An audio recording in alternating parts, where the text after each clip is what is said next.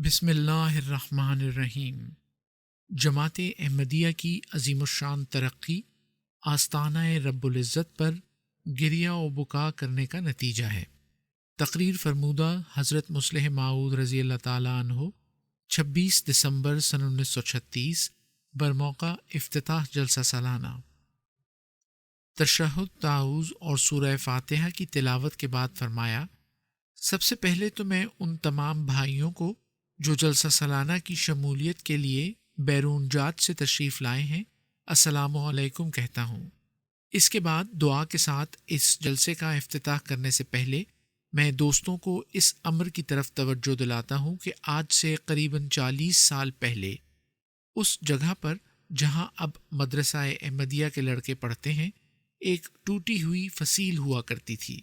ہمارے آباء و اجداد کے زمانے میں قادیان کی حفاظت کے لیے وہ کچی فصیل بنی ہوئی تھی جو خاصی چوڑی تھی اور ایک گڈھا اس پر چل سکتا تھا۔ پھر انگریزی حکومت نے جب اسے توڑوا کر نیلام کر دیا تو اس کا کچھ ٹکڑا حضرت مسیح موعود علیہ الصلاۃ والسلام نے مہمان خانہ بنانے کی نیت سے لے لیا تھا۔ وہ ایک زمین لمبی سی چلی جاتی تھی۔ میں نہیں کہہ سکتا کہ اس وقت 1893 تھا یا 1894 یا 1895، قریباً اسی قسم کا زمانہ تھا۔ یہی دن تھے، یہی موسم تھا، یہی مہینہ تھا۔ کچھ لوگ جو ابھی احمدی نہیں کہلاتے تھے، کیونکہ ابھی احمدی نام سے یہ جماعت یاد نہیں کی جاتی تھی، مگر یہی مقاصد اور یہی مدعا لے کر وہ قادیان میں جمع ہوئے۔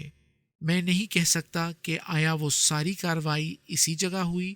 یا کاروائی کا بعض حصہ اس جگہ ہوا اور بعض مسجد میں، کیونکہ میری عمر اس وقت 7-8 سال کی ہوگی، اس لیے میں زیادہ تفصیلی طور پر اس بات کو یاد نہیں رکھ سکا۔ میں اس وقت اس اجتماع کی اہمیت کو نہیں سمجھتا تھا۔ مجھے اتنا یاد ہے کہ میں وہاں جمع ہونے والے لوگوں کے ارد گرد دوڑتا اور کھیلتا پھرتا تھا۔ میرے لیے اس زمانے کے لحاظ سے یہ اچھمپے کی بات تھی کہ کچھ لوگ جمع ہیں۔ اس فصیل پر ایک دری بچھی ہوئی تھی جس پر حضرت مسیح موعود علیہ الصلاۃ والسلام بیٹھے ہوئے تھے، اور ارد گرد وہ دوست تھے جو جلسہ سالانہ کے اجتماع کے نام سے جمع تھے۔ ممکن ہے میرا حافظہ غلطی کرتا ہو اور دری ایک نہ ہو، 2 ہوں، لیکن جہاں تک مجھے یاد پڑتا ہے ایک ہی دری تھی۔ اس ایک دری پر کچھ لوگ بیٹھے تھے، 150 ہوں گے یا 200، اور بچے ملا کر ان کی فہرست 250 کی تعداد میں حضرت مسیح موعود علیہ الصلاۃ والسلام نے شائع بھی کی تھی۔ وہ لوگ جمع ہوئے تھے اس نیت اور اس ارادے سے کہ اسلام دنیا میں نہایت ہی کمزور حالت میں کر دیا گیا ہے، اور وہ ایک ہی نور جس کے بغیر دنیا میں روشنی نہیں ہو سکتی، اسے بجھانے کے لیے لوگ اپنا پورا زور لگا رہے ہیں، اور ظلمت اور تاریکی کے فرزند اسے مٹا دینا چاہتے ہیں۔ اس 1 ارب اور 25 کروڑ آدمیوں کی دنیا میں 200-250 بالغ آدمی، جن میں سے اکثر کے لباس غریبانہ تھے، جن میں سے بہت ہی کم لوگ تھے جو ہندوستان کے حالات کو مد نظر رکھتے ہوئے بھی متوسط درجے کے کہلا سکیں، جمع ہوئے تھے اس ارادے اور اس نیت سے کہ محمد رسول اللہ صلی اللہ علیہ وسلم کا جھنڈا جسے دشمن سرنگوں کرنے کی کوشش کر رہا ہے، وہ اس جھنڈے کو سرنگوں نہیں ہونے دیں گے، بلکہ اسے پکڑ کر سیدھا رکھیں گے اور اپنے آپ کو فنا کر دیں گے، مگر اسے نیچا نہ ہونے دیں گے۔ اس 1 ارب 25 کروڑ آدمیوں کے سمندر کے مقابلے کے لیے 200-250 کمزور آدمی اپنی قربانی پیش کرنے کے لیے آئے تھے، جن کے چہروں پر وہی کچھ لکھا ہوا تھا جو بدری صحابہ رضوان اللہ علیہم کے چہروں پر لکھا ہوا تھا۔ جیسا کہ بدر کے صحابہ رضوان اللہ علیہم نے محمد صلی اللہ علیہ وسلم سے کہا، یا رسول اللہ، بے شک ہم کمزور ہیں اور دشمن طاقتور، مگر وہ آپ تک نہیں پہنچ سکتا جب تک ہماری لاشوں کو روندتا ہوا نہ گزرے۔ ان کے چہرے بتا رہے تھے کہ وہ انسان نہیں بلکہ زندہ موتیں ہیں جو اپنے وجود سے محمد صلی اللہ علیہ وسلم کی عزت اور آپ کے دین کے قیام کے لیے ایک آخری جد و جہد کرنے کے لیے جمع ہوئے ہیں۔ دیکھنے والے ان پر ہنستے تھے، دیکھنے والے ان پر تمسخر کرتے تھے اور حیران تھے کہ یہ لوگ کیا کام کریں گے۔ میں خیال کرتا ہوں وہ ایک دری تھی یا دو دریاں، بہرحال ان کے لیے اتنی ہی جگہ تھی جتنی اس سٹیج کی جگہ ہے۔ میں نہیں کہہ سکتا، مگر میں اتنا جانتا ہوں کہ وہ دری 3 جگہ بدلی گئی۔ پہلے ایک جگہ بچھائی گئی اور تھوڑی دیر بعد وہاں سے اٹھا کر اسے کچھ دور بچھایا گیا۔ تھوڑی دیر بعد وہاں سے تبدیل کر کے ایک اور جگہ بچھایا گیا۔ پھر تیسری دفعہ اس جگہ سے بھی اٹھا کر کچھ اور دور وہ بچھائی گئی۔ اپنی بچپن کی عمر کے لحاظ سے میں نہیں کہہ سکتا آیا ان جمع ہونے والوں کو لوگ روکتے تھے اور کہتے تھے کہ تمہارا حق نہیں کہ اس جگہ دری بچھاؤ، یا کوئی اور وجہ تھی۔ بہرحال مجھے یاد ہے کہ 2-3 دفعہ اس دری کی جگہ بدلی گئی۔ لوگ کہتے ہیں جب یوسف علیہ السلام مصر کے بازار میں بکنے کے لیے آئے تو ایک بڑھیا بھی 2 روئی کے گالے لے کر پہنچی کہ شاید میں ہی ان گالوں سے یوسف کو خرید سکوں۔ دنیا دار لوگ اس واقعے کو سنتے ہیں اور ہنستے ہیں، روحانی لوگ اسے سنتے ہیں اور روتے ہیں، کیونکہ ان کے قلوب میں فوراً یہ جذبہ پیدا ہو جاتا ہے کہ جہاں کسی چیز کی قدر ہوتی ہے وہاں انسان دنیا کی ہنسی کی پرواہ نہیں کرتا۔ مگر میں کہتا ہوں یوسف علیہ السلام ایک انسان تھا، اور اس وقت تک یوسف کی قابلیتیں ظاہر نہیں ہوئی تھیں۔ آخر اس کے بھائیوں نے نہایت ہی قلیل قیمت پر اسے فروخت کر دیا تھا۔ ایسی حالت میں اگر اس بڑھیا کو یہ خیال آیا ہو کہ شاید روئی کے 2 گالوں کے ذریعے ہی میں یوسف کو خرید سکوں تو یہ کوئی بعید بات نہیں، خصوصاً جب ہم اس بات کو مد نظر رکھیں کہ جس ملک سے یہ قافلہ آیا تھا وہاں روئی نہیں ہوا کرتی تھی اور وہ مصر سے ہی روئی لے جایا کرتے تھے۔ تو پھر تو یہ کوئی بھی بعید بات معلوم نہیں ہوتی کہ روئی کی قیمت اس وقت بہت بڑھی ہوئی ہو اور وہ بڑھیا واقعی میں یہ سمجھتی ہو کہ روئی سے یوسف علیہ السلام کو خریدا جا سکتا ہے۔ لیکن جس قیمت کو لے کر وہ لوگ جمع ہوئے تھے وہ یقیناً ایسی ہی قلیل تھی، اور یہ یوسف علیہ السلام کی خریداری کے واقعے سے زیادہ نمایاں اور زیادہ واضح مثال اس عشق کی ہے جو انسان کی عقل پر پردہ ڈال دیتا ہے اور انسان سے ایسی ایسی قربانیاں کراتا ہے جن کا وہم و گمان بھی نہیں ہوتا۔ وہ 200 یا 250 آدمی جو جمع ہوا، ان کے دل سے نکلے ہوئے خون نے خدا تعالیٰ کے عرش کے سامنے فریاد کی۔ بے شک ان میں سے بہتوں کے ماں باپ زندہ ہوں گے، بے شک وہ خود اس وقت ماں باپ یا دادے ہوں گے، مگر جب دنیا نے ان پر ہنسی کی، جب دنیا نے انہیں چھوڑ دیا، جب اپنوں اور پرایوں نے انہیں الگ کر دیا اور کہا کہ جاؤ اے مجنونوں ہم سے دور ہو جاؤ، تو وہ باوجود بڑے ہونے کے یتیم ہو گئے، کیونکہ یتیم ہم اسے ہی کہتے ہیں جو لاوارث ہو اور جس کا کوئی سہارا نہ ہو۔ پس جب دنیا نے انہیں الگ کر دیا تو وہ یتیم ہو گئے، اور خدا کے اس وعدے کے مطابق کہ یتیم کی آہ عرش کو ہلا دیتی ہے، جب وہ قادیان میں جمع ہوئے اور سب یتیموں نے مل کر آہوزاری کی، تو اس آہ کے نتیجے میں وہ پیدا ہوا جو آج تم اس میدان میں دیکھ رہے ہو۔ خدا نے عرش پر سے انہیں دیکھا اور کہا، اے بوڑھو جن کو ان کے بچوں نے چھوڑ دیا، میں تم کو نئی اولادیں دوں گا اور دور دور سے دوں گا جو پہلی اولادوں سے بہتر ہوں گی، اور اے بچوں جن کو ان کے ماں باپ نے چھوڑ دیا، میں تم کو نئے ماں باپ دوں گا جو پہلے ماں باپ سے اچھے ہوں گے، اور اے جوانوں جن کو ان کے بھائیوں نے چھوڑ دیا، میں تمہارے لیے اور بھائی لا رہا ہوں، ان سے بہتر جو تمہارے بھائی تھے اور ان سے اچھے جو تمہارے بھائی تھے۔ سو آپ لوگ جو آج اس موقع پر موجود ہیں وہ ان آہوں اور اس گریہ اوزاری کا نتیجہ ہیں جو اس جگہ پر ان چند لوگوں نے کی تھی جو دنیا داروں کی نگاہ میں متروک اور مطرود تھے اور جن کو دنیا حقیر اور ذلیل سمجھتی تھی۔ خدا تعالیٰ نے ان کو نوازا اور ان کے آنسوؤں سے ایک درخت تیار کیا جس درخت کا پھل تم ہو۔ وہ گٹھلی جس سے یہ درخت پیدا ہوا کتنی شاندار اور عظیم الشان تھی۔ اگر ان 250 گٹھلیوں سے آج اتنا وسیع باغ تیار ہو گیا ہے تو اے میرے بھائیوں، اگر ہم بھی اسی اخلاص اور اسی درد سے اسلام کے لیے اپنے آپ کو تیار کریں تو کتنی گٹھلیاں ہیں جو پھر اسلام کے پھیلانے میں نئے سرے سے مدد دے سکتی ہیں۔ پس آؤ کہ ہم میں سے ہر شخص اس نیت اور اس ارادے سے خدا تعالیٰ کے لیے اپنے آپ کو وقف کر دے کہ میں اس کی دنیاوی جنت کے لیے ایک گٹھلی اور ایک بیج بن جاؤں گا، تا میں اکیلا ہی دنیا میں فنا نہ ہو جاؤں، بلکہ میری فنا سے ایسا درخت پیدا ہو جسے مجھ سے بہتر یا کم از کم مجھ جیسے پھل لگنے لگیں۔ وہ 250-300 گٹھلیاں آج لاکھوں بن گئی ہیں۔ اگر تم بھی اپنے آپ کو اسی طرح قربانیوں کے لیے تیار کرو تو ان لاکھوں گٹھلیوں سے کروڑوں درخت پیدا ہو سکتے ہیں،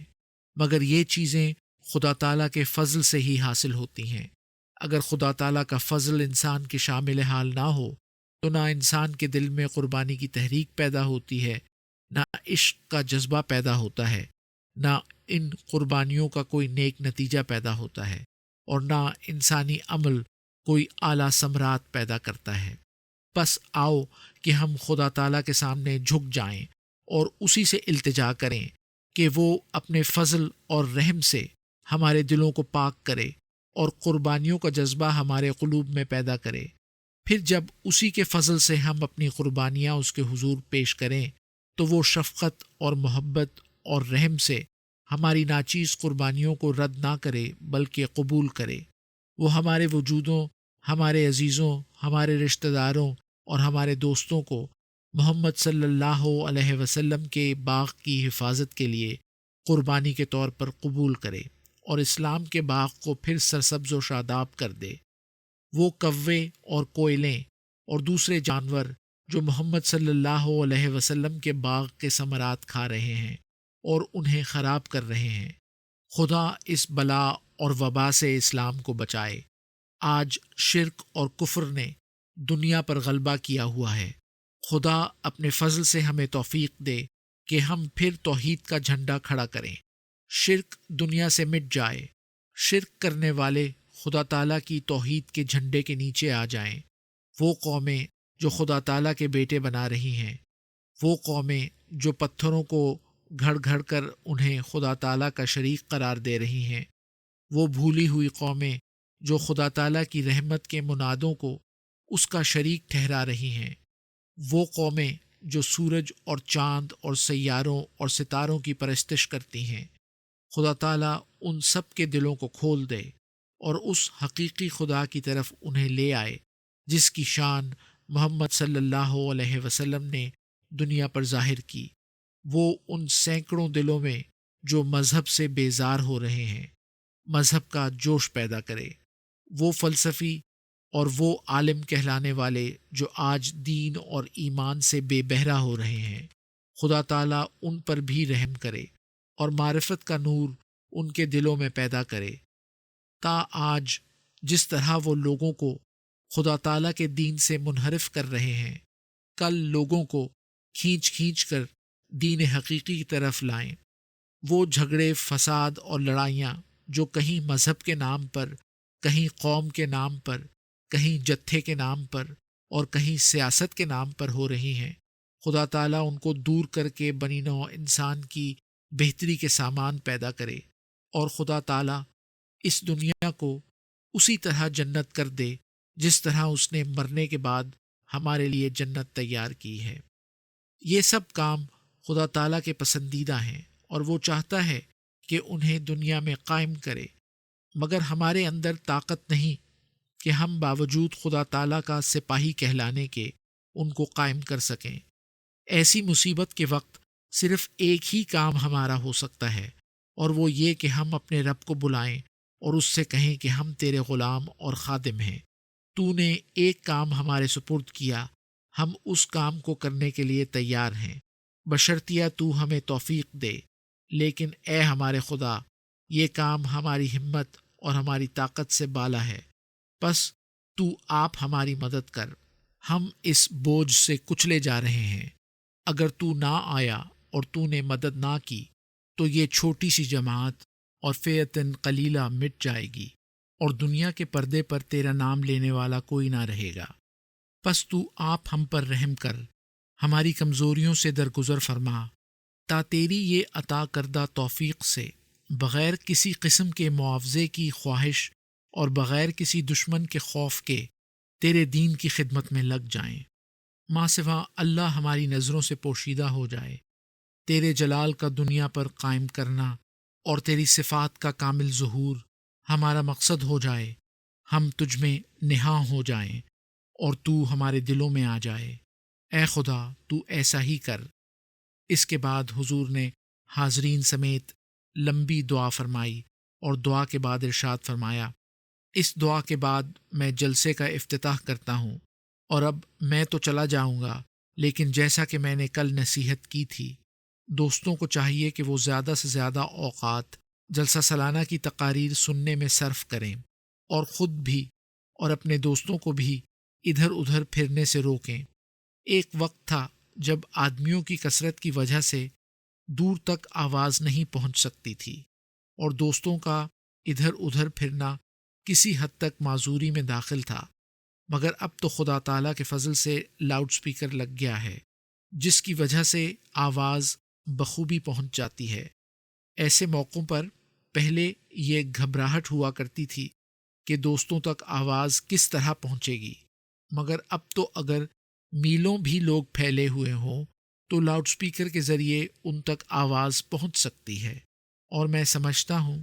یہ بھی حضرت مسیح موعود علیہ السلام کی صداقت کا ایک نشان ہے، کیونکہ رسول کریم صلی اللہ علیہ وسلم نے یہ خبر دی تھی کہ مسیح موعود علیہ السلام اشاعت کے ذریعے دین اسلام کو کامیاب کرے گا۔ لو کان العلم معلقا بالثریا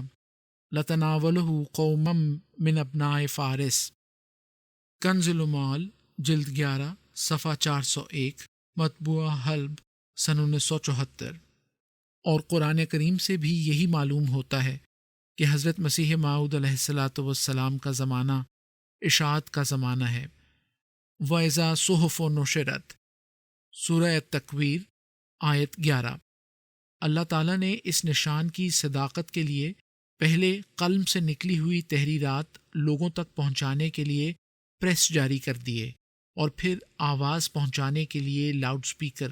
اور وائرلیس وغیرہ ایجاد کرا دیے،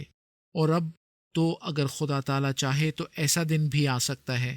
کہ ہر مسجد میں وائرلیس سیٹ لگا ہوا ہو، اور قادیان میں جمعے کے روز جو جمعہ پڑھایا جا رہا ہو وہی تمام دنیا کے لوگ سن کر بعد میں نماز پڑھ لیا کریں۔ غرض لاؤڈ سپیکر کے ذریعے اگر لاکھوں کا اجتماع ہو تب بھی آسانی سے آواز پہنچائی جا سکتی ہے،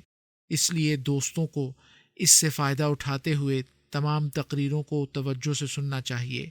اس کے بعد میں دوستوں کو السلام علیکم کہتا اور رخصت ہوتا ہوں۔ الفضل 29 دسمبر سن 1936۔ جماعت احمدیہ کی عظیم الشان ترقی آستانہ رب العزت پر گریہ و بکا کرنے کا نتیجہ ہے۔ انوار العلوم جلد 14 صفحہ 319 تا 326۔